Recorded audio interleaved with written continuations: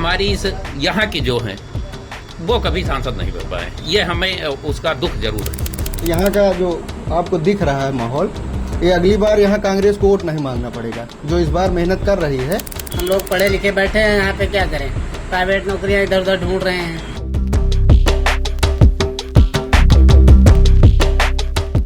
नमस्कार, यात्रा अब पहुंच चुकी है अमेठी लोकसभा सीट में और यहाँ पे हम लोगों से बात करेंगे और जानेंगे कि इस बार उनका क्या मूड है और वो क्या सोचते हैं।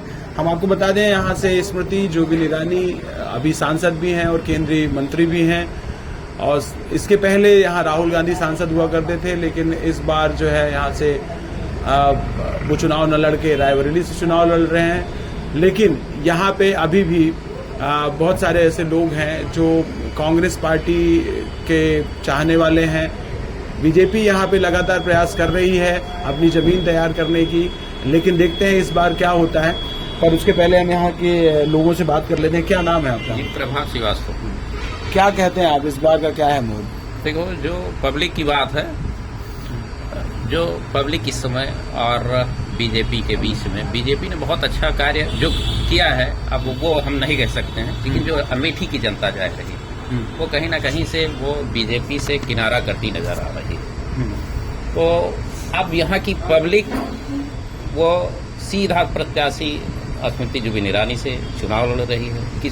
किशोरी लाल जी हैं कांग्रेस के प्रत्याशी जरूर, लेकिन वो चुनाव नहीं लड़ रहे, यहाँ की जनता लड़ रही है चुनाव। अब उसका कारण क्या है, अचानक ऐसी परिस्थिति कैसे बनी है, अब उस पर हम नहीं कह सकते हैं। अगर आप कोई प्रश्न आप जो कि हम लोग यहाँ पे ग्राउंड पे काम कर रहे थे, हम लोग यहाँ पे ग्राउंड में काम कर रहे हैं, तो लोगों का ये कहना है कि जो किशोरी शर्मा जी हैं जी, वो बाहरी हैं और स्मृति ईरानी अब यहाँ की होकर रह गई हैं, तो इस पर क्या कहेंगे आप? जी, सबसे महत्वपूर्ण अभी आपने प्रश्न किया है कि अमेठी की जनता सदैव ये इस छलावा में ही रहा है।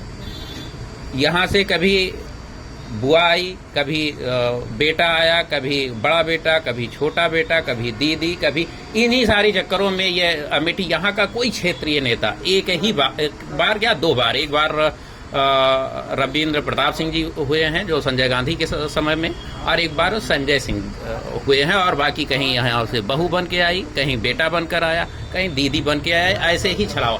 हमारी इस यहाँ की जो हैं वो कभी सांसद नहीं बन पाए। ये हमें उसका दुख जरूर है कि यहाँ का जो क्षेत्रीय नेता उसे ही आना चाहिए। अब यहाँ पर अगर ये स्मृति जी कह रहे हैं, स्मृति जी भी बाहर की हैं, अब हम मान रहे हैं कि उनका घर बन गया है। किशोरी लाल जी यहाँ से 40 साल से उनका कहना है कि वो सारी जगह जा करके ये कहते हैं कि हम 40 वर्षों से आप सब लोगों की सेवा किए हैं, और यहाँ का जो जन्म से पैदा हुआ है वो यहाँ की सेवा नहीं कर पा रहा है। ये मुझे इसका अफसोस जरूर है। जी, क्या मुद्दे हैं आपके अमेठी में? अभी भी जो मुद्दे हैं, क्या मुद्दे हैं जो जिस पर इस बार चुनाव होने जा रहा है? अब रही बात, अभी हमारे यहाँ के ये एक वकील साहब हैं, सीनियर है और अच्छे वो भी हैं। हमें इस आपके मुद्दे पर हम चाहेंगे कि आप अपने विचार। हम वकील साहब से पूछ लेते हैं। क्या नाम है आपका? मेरा नाम प्रदीप मिश्रा है। तो क्या कहते हैं आप, इस बार अमेठी में मुद्दे क्या हैं कि नेशनल मुद्दों पे यहाँ का चुनाव? मुद्दा अमेठी में एक ही है, यहाँ विकास और वीवीआईपी सीट है। यहाँ हर इंसान ये चाहता है, 1983 जब राजीव जी यहाँ से लड़े थे, जीते थे, तो यहाँ के प्रधानमंत्री बने थे। हैं, जितनी फैक्ट्रियाँ यहाँ लगी हैं सब पहले की लगी हुई हैं। राहुल गांधी 15 साल यहाँ एमपी थे, लेकिन उनके कार्यकाल में कोई काम नहीं हुआ। लेकिन राजीव जी ने जो काम कर गए थे, पूरे भारत में जितना चीज इस जिले में है कहीं नहीं है। एचएल, बेचल, मालविका, दर्जन भर फैक्ट्रियां यहाँ लगी थी, लेकिन अब यहाँ का दुर्भाग्य था कि उनकी हत्या हो गई, शहीद हो गए। अब यहाँ जैसे राहुल गांधी को हटाया गया, स्मृति ईरानी को इसलिए लाया गया था कि ये प्रधानमंत्री थोड़ा करीबी हैं, यहाँ कुछ होगा, लेकिन ऐसा कुछ हुआ नहीं। ये जनता का कहना है, ठीक है। फिलहाल हम लोग तो पिछली बार भाजपा को ही वोट दिए थे, लेकिन इस बार माहौल बदला है। आम जनता ये कह रही है कि भैया हम कोई काम नहीं हुआ है, महंगाई चरम पे है, किसी का 1 रुपये की बचत नहीं है। खाता आप जाके देख लीजिए, सिलेंडर 1000 में हो गया है, चीनी 13 रुपए किलो बोली गई थी, वो भी नहीं मिली। अब चीनी का मुद्दा बहुत उठता है, हम मीडिया में भी देखते हैं। आपने पब्लिक के सामने बोला, आपने कहा कि प्रधानमंत्री जी ने बोला है। अब या तो प्रधानमंत्री जी ने झूठ बोला है या आपने बोला है, अब वो तो पब्लिक पूछेगी ना। दूसरी चीज है रोजगार। अब हर आदमी तो पकौड़ा तलेगा नहीं, पढ़ने वाला जिसके घर के बच्चे इलाहाबाद और लखनऊ में तैयारी कर रहे हैं, 4-4, 5-5 साल हो गया, वैकेंसी लीक हो जा रहे, पेपर लीक हो जा रहा है, वैकेंसी आती भी है। और दूसरी चीज़ है ये जो अग्निवीर योजना है, इससे जो बच्चे हुए भी हैं उनको भी बहुत कष्ट है। भाई आप 75 साल की उम्र में एक मौका मांग रहे हो और बच्चा 4 साल में रिटायर होकर घर में आ जाएगा, आप उसको 10 लाख 20 लाख रुपए दे दो, क्या करेगा वो? अग्निवीर वाले बच्चों की शादियां नहीं होंगी, कोई अपनी लड़की की शादी करने के लिए नहीं तैयार है। अच्छा, राहुल गांधी जो बार बार ये बात कहते हैं कि रिटायरमेंट में अग्निवीर को जो है कोई सुविधा नहीं मिलेगी, शहीद का दर्जा नहीं मिलेगा, वो बात अमेठी तक पहुंचाई और अब अमेठी के लोग भी ये बात ज्यादा पुरजोर तरीके से कहते देखिए, हैं। ये कहने के लिए है कि अमेठी का यहाँ का जो युवा है या कि यहाँ के जो पूर्व लोग हैं वो पढ़े लिखे नहीं। यहाँ का हर व्यक्ति शिक्षित है और यहाँ से राजनीति शुरू होती है। यहाँ के घर घर में नेता हैं और वो समझते हैं कौन हमारा भला करेगा कौन नहीं करेगा, इसलिए मौका दिया गया था। मौके का फायदा ये नहीं उठा पाई। कोई एक भी फैक्ट्री यहाँ चालू नहीं हुई जिससे 10 लोगों को रोजगार मिला हो। आज भी यहाँ के लोग बाहर जाते हैं रोजगार के लिए, ठीक है ना। कोरोना की हालत आपने देखी ही थी, कोई व्यवस्था नहीं थी, तो इसलिए यहाँ का आदमी है वो सीट बदलना चाहता है कि हमें वही ठीक थे। कम से कम कहीं भी कांग्रेस की सरकार रहती थी यहाँ के लोगों का काम हो जाता था, लेकिन यहाँ पूरे भारत में भाजपा की सरकार थी, एक भी कोई काम नहीं हुआ। अब जब चुनाव आया है तो आप घर घर जाके अब यहाँ बताते हैं हिंदुत्व खतरे में पड़ जाएगा। 60 साल 70 साल कांग्रेस राज की, इसके पहले अंग्रेज थे, तब हिंदुत्व नहीं खत्म हुआ और ये 10 साल की सरकार में हिंदुत्व खतरे में आ जाएगा, तो ऐसा तो कुछ नहीं है ना। एक इस सरकार की सबसे बड़ी कमजोरी बताएं। हाँ। एक जो ये जन सुनवाई ऐप सरकार द्वारा चलाई, ये फिलहाल समाजवादी सरकार द्वारा संचालित रही उस समय। उसके बाद ये भारतीय जनता पार्टी के जो यहाँ से 2 बार चल रहा है सरकार, माननीय हम यशस्वी भी कह सकते हैं योगी आदित्यनाथ जी का, कि अच्छे मुख्यमंत्रियों में से हैं।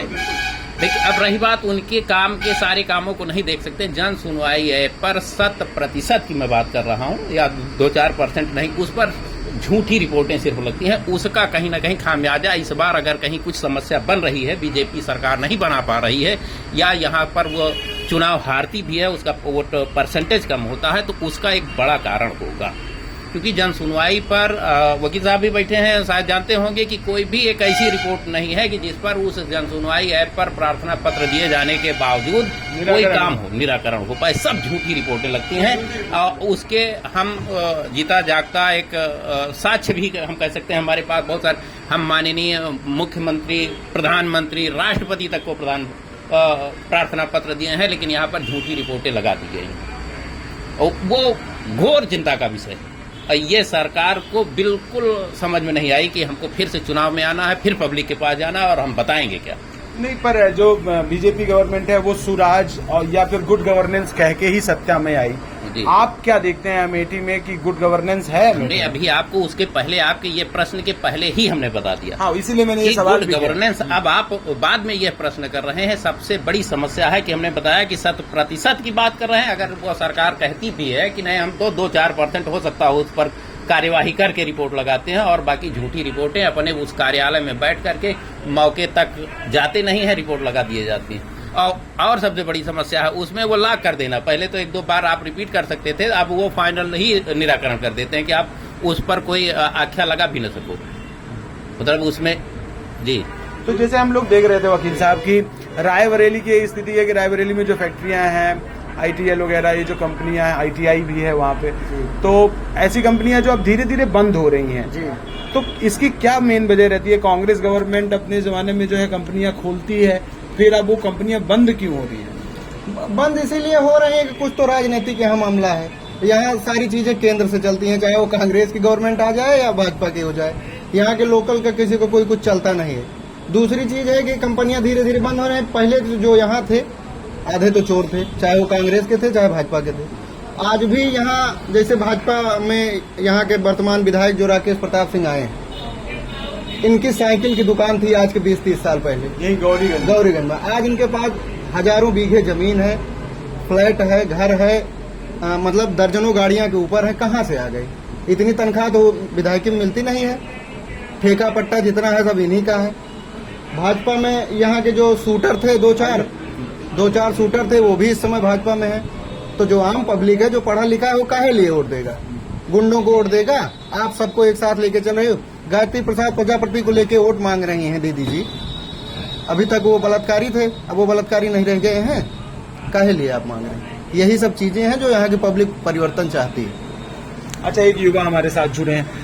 पूरे देश में ये बात हो रही है कि बेरोजगारी बेरोजगारी बेरोजगारी। आपके अमेठी में अमेठी में तो हमारे हिसाब से कुछ रोजगार नहीं है युवाओं के लिए। युवा वैसे दर दर भटक रहे हैं, हम लोग तैयारी करके खुद इधर उधर भटक रहे हैं। जितनी भी वैकेंसी निकल ही रही हैं इनकी सारी लीक हो जा रही है, कोई पेपर ही नहीं पूरा हो पा रहा है, कोर्ट चली जा रही हैं भर्तियां। क्या करें युवा यहाँ के? तो इस बार के चुनावों में ये मुद्दा है, पेपर लीक का मुद्दा, बेरोजगारी का बिल्कुल मुद्दा है, बिल्कुल मुद्दा है। युवा जितने भी हैं जो पढ़ाई कर रहे हैं, तैयारी कर रहे हैं, इतना पैसा लगा के हम लोग पढ़े लिखे बैठे हैं यहाँ पे, क्या करें? प्राइवेट नौकरियां इधर उधर ढूंढ रहे हैं। जो कौशल विकास की बात होती है, जो रोजगार देने वाला बनने की बात होती है, उस पे आप लोगों को कोई सुविधाएं नहीं मिल रही? नहीं, हमें तो अभी तक नहीं मिली है। ऋण की बात होती है, स्मॉल स्केल जो बिजनेसेस हो रहे हैं उस पे जो काम हो रहा है। कह रहे हैं कि इस तरीके से कह देना और वो आकर के क्रियान्वयन होने में अगर ये जैसे युवा हैं, अब बता रहे हैं कि हम बेरोजगार हैं इधर उधर, और बैंकों में पास जाते हैं, मैनेजर साहब पूछते हैं आपके पास क्या है, अगर ये बताए कि नहीं हम तो अभी युवा हैं, हमको कोई रोजगार, तो इनको सीधा सा जवाब मैनेजर साहब दे देते हैं कि नहीं भैया हम ऋण नहीं दे पाएंगे। तो अभी क्या करेंगे? 10-5 हजार रुपए उसको फार्म वगैरह भरने में भी इधर उधर माता पिता से, लोगों से, अपने मित्रों से कर्जा ले करके आए, अब पता लगा कि कुछ हो भी नहीं रहा, वो कर्जदार अलग से हो गए। ये बड़ी समस्या है। तो पढ़ाई लिखाई में क्या है? जैसे आपके स्कूल कॉलेजेस में कुछ बेहतरी हुई है यहाँ? जैसे आप कॉलेज में पढ़ते होंगे, कॉलेज की बेहतरी के बारे में बताएं, वहाँ की लाइब्रेरी, क्योंकि अब भारत बार बार हमारे देश की सरकार भी कह रही है कि हम विश्व गुरु होने वाले हैं या विश्व गुरु हैं। तो उस दिशा में अगर देखें तो जब तक पढ़ाई लिखाई का काम अच्छे से नहीं होगा तो हम विश्व गुरु कैसे बन पाएंगे? आपके कॉलेज की क्या स्थिति है? हमारा कॉलेज तो जैसे पहले था वैसे ही अभी भी है। यहाँ कोई एक्स्ट्रा कोई व्यवस्था नहीं आई है अभी तक। बिल्डिंग के बना देने ये सरकार आने के बाद कोई नई व्यवस्था है कॉलेजों में, ऐसा है, कुछ नहीं है जो जिससे पहले हम कुछ कर सकें। जो वास्तविक शिक्षा है, जो हमारी ये लगे कि हम उस काम में, अब ऐसे बता दिया जाए कि हम गाड़ी बना लेंगे, लेकिन गाड़ी बनाने की जो विधाएं हैं वो हमको पता होना चाहिए ना। बिल्डिंग बना देने से हमारी शैक्षिकता थोड़ी बढ़ जाएगी। मतलब बिल्डिंग बनी है? नहीं, हम ये नहीं कह रहे हैं। अगर इन्होंने पैसा ये कह रहे हैं कि नहीं हमें बिल्डिंग बनाए, बहुत सारे विद्यालय बनाए, विद्यालय बना देने से उसमें जो रोजगार जब आगे डेवलप हो जाएगा, लोग रोजगार पा जाए, उनके पास पैसा हो जाए, तब तो ये माना जाए कि भाई। एक मेरा सवाल था कि अगर यहाँ अमेठी की बात करें, अमेठी में बहुत दिनों से कांग्रेस के ही उम्मीदवार जीतते आए हैं, आप लोग नेशनल लीडर चुनते हैं। पिछली बार आप लोगों ने बदलाव किया, बदलाव करने के बाद आप लोगों को क्या यहाँ पे क्या मिला, या ऐसा तो नहीं है कि बदलाव करने के बाद पछतावा हो रहा है? बिल्कुल पछतावा तो है, लोगों को भी है, जनता को भी है, यहाँ के नेताओं को भी पछतावा है, क्योंकि इसीलिए राहुल गांधी को यहाँ से हराया गया था कि ये आएंगे, ये भी नेशनल लीडर हैं, कुछ ना कुछ यहाँ अलग किया जाएगा। लेकिन उसकी अपेक्षा कुछ यहाँ हुआ नहीं। यहाँ सिर्फ एक काम हुआ, युवा नेता बढ़ा दिए गए। आप समझ रहे हैं ना, हर घर में और एक नेता पैदा कर दिया गया और रोड पे वो टहल रहे हैं। अभी आप जाइए, जितने नेता चाहे भाजपा में टहल रहे हैं चाहे कांग्रेस, उनसे पूछेगा आपके घर में खाने के लिए है, तो हो सकता है वो कहेंगे कि शाम की व्यवस्था यहाँ आए हैं इसीलिए। तो यहाँ सबसे बड़ा मुद्दा बेरोजगारी का है। मतलब बेरोजगारी का मुद्दा है? बेरोजगारी का मुद्दा यहाँ सबसे बड़ा मुद्दा है कि यहाँ ये वीवीआईपी सीट हो करके, हाँ, जितने भी लड़के टहल रहे हैं युवा नेता बन के, वो सब ग्रेजुएट हैं, लेकिन वो नौकरी के नाम पे उनको कुछ नहीं। आते जाते रहो, जिंदाबाद मुर्दाबाद करते रहो, यही है। अच्छा, प्रधानमंत्री जी अब तंज भी कस रहे हैं कि ये जो दो शहजादे हैं, जिसमें अखिलेश यादव और राहुल गांधी की वो बात कर रहे हैं कि 4 तारीख के बाद वो ठीकरा किस पर फोड़ेंगे तो वो विदेश भाग जाएंगे, ठकाठक। और ये ठकाठक वाली बात बहुत जोरों से चल रही है, इस पर क्या सोचते हैं आप लोग? नहीं, जिस हिसाब से कांग्रेस ने अपना मैनिफेस्टो जारी किया है, अगर उस पर काम करेगी तो हमें लगता है कि बहुत जल्द जो है यहाँ का जो आपको दिख रहा है माहौल, ये अगली बार यहाँ कांग्रेस को वोट नहीं मांगना पड़ेगा। जो इस बार मेहनत कर रही है, अगली बार उसको वोट मांगना नहीं पड़ेगा। ठकाठक यहाँ के लोग खुद ही दे देंगे, ठीक है ना। अगर ठकाठक में कुछ भी है, उसमें अगर पैसा आया महिलाओं के खाते में, तो यहाँ फिर किसी के दाल गलेगी नहीं। मतलब लोग भरोसा कर रहे हैं कि वास्तविकता अगर उसमें जमीनी स्तर पे आई तो पिछले चुनाव में योगी साहब का कहना है कि फिर उस कहना न पड़ेगा, वो ठकाठक फिर से कांग्रेस की नहीं तो ये जो ठकाठक वाली बटन बात है दबेगी। ये लोगों तक पहुंच रही है, लोग जान रहे हैं कि उनको ऐसा कुछ होगा? अरे हमारे प्रधानमंत्री जी की बात हो और लोगों तक न पहुंचे, यहाँ अब सोशल मीडिया का जमाना है, लोगों के पास जन जन के पास मोबाइल है। घर में 4 मोबाइल है। फिर भी अगर न जाने टकाटक खटाखट, इस समय छोटे छोटे बच्चे, हमारे यहाँ एक छोटा सा बच्चा है 5 साल का, वो कल टकाटक खटाखट बोल रहा था, तो हम सब देखे क्या बोल रहा है। ये सारी बातें चल रही थी ना भैया। तो फिलहाल ऐसी बात राजनीतिक आज के समय में, जो पहले कभी हमारे बुजुर्गों द्वारा जब देश आज़ाद होने के बाद उस आदर्श संविधान का निर्माण हुआ, वो उसमें एक आदर्श राजनीति छिपी थी, उनका भाव हृदय था, वो चोरी जैसी बात नहीं थी। आज जो आदर्श राजनीति को उठाकर पटक दिया गया है, मतलब वो विचारधारा रह नहीं गई। आज ये कांग्रेसी हैं और हम भाजपाई हैं, तो पता लगता है कि हम एक दूसरे को दुश्मन हो गए हैं। हम फिलहाल आदर्श राजनीति के समर्थक, मतलब अब वैचारिक लड़ाई से कहीं दूर की लड़ाई अब राजनीति में होगी। नहीं, हाँ वो चीज गलत है। एक आदर्श राजनीति होनी चाहिए। अगर वो भाजपा का कोई एजेंट और नेता है, अगर वहां से कांग्रेस का नेता जा रहा है, अगर वो उसको कहीं चोट लग गई तो उसको उठा करके उसको हॉस्पिटलाइज कराना चाहिए। ये ऐसी विचारधारा होनी चाहिए, ना कि उसको वही नहीं भाई ये झंडा बीजेपी का लगाया है और हम इसको छोड़ करके उसके गाड़ी आगे चली जाए। ये विचारधारा नहीं होनी चाहिए। आदर्श राजनीति का जो भी उसमें हो वो उतना करना चाहिए दोनों नेताओं।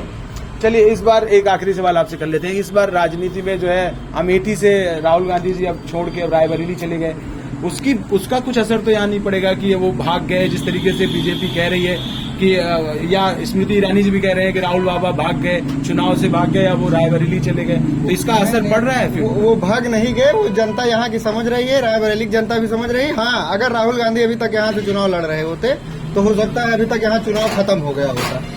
जो अभी किशोरी लाल शर्मा को वोट मांगना पड़ रहा है, राहुल गांधी को वोट मांगना नहीं पड़ता, क्योंकि लोग उनको दिल से मानते हैं। वो यहाँ का बेटा है, ये लोग बुजुर्ग कहते हैं हम लोगों के, ठीक है ना। हम लोग तो ठीक है भाजपा में थे, पिछली बार वोट दिए थे बदलाव के लिए, लेकिन जो यहाँ के बुजुर्ग हैं वो उनको अभी भी अपने घर का बच्चा मानते हैं, क्योंकि जब वो 12 साल के थे तब अपने पिता के साथ यहाँ आए थे। और यहाँ के लोग बताते हैं कि हम राजीव गांधी का हाथ पकड़ के बता देते कि ये सड़क हमको कल बननी चाहिए, तो उस पर काम लग जाता था। आज यहाँ के सांसद जी आती हैं तो वही जो 10-20 लोग उनको घेरे रहते हैं, आम पब्लिक तक वो पहुंच नहीं पाती हैं। कभी कोई पहुंच गया तो पहुंच गया, उस पर भी कार्रवाई के नाम पे यहाँ देख लिया जाएगा।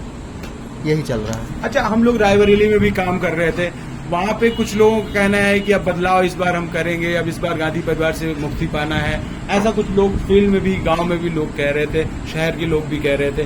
क्या आपको लगता है कि अमेठी वाली गलती रायबरेली में दोहराई जा सकती है? नहीं, ऐसा कुछ नहीं होगा। हम लोग तो रायबरेली को करीब बगल में ही लगता है, जो है सब जानते हैं। वो जो कुछ नेता टाइप के हैं, जो जिस पार्टी का है वो बोलेगा, बाकी आम पब्लिक ऐसा कुछ नहीं है। आए गए हैं हम भी यहाँ अभी किसी पार्टी में नहीं है, हम लोग आम पब्लिक ही हैं। जो एक्चुअल है वो आपको बता रहे हैं।